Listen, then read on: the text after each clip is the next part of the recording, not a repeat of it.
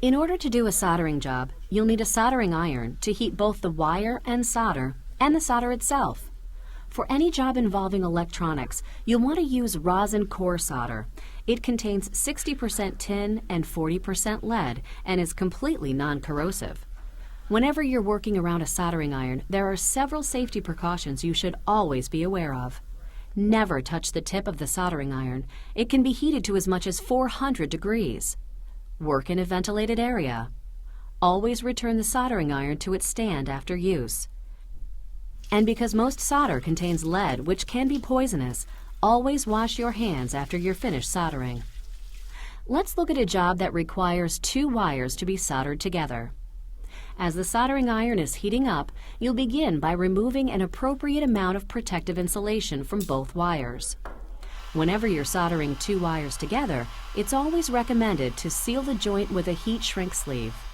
So once you've stripped the wires, you can go ahead and cut the heat shrink to a length that will overlap the cable insulation at both sides of the joint. Next, slide the heat shrink over one of the wires before twisting them together.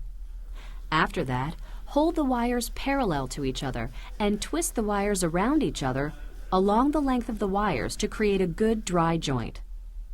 Before bringing the iron to the wires, tin the tip with the solder by melting a little on the tip that will come in contact with the wires. Next, take the soldering iron and hold it on one side of the wire with the solder on the other until a little solder flows into the wire.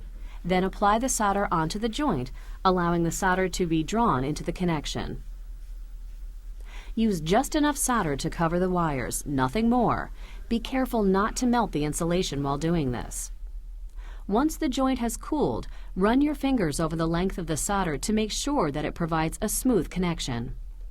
Next, slide the heat shrink over the joint and use a heat gun to shrink wrap it around the connection. If you don't have any heat shrinking material, you can also seal the joint with quality electrical tape. However, because oil from your skin could affect the seal, don't forget to make sure that your hands are clean and dry before applying the tape. Another common task is soldering a wire to a terminal connector. After the terminal has been crimped to the wire, place a small amount of solder on the crimp. This helps provide a good electrical connection. Once the solder has cooled, finish the job by placing the terminal back into the connector.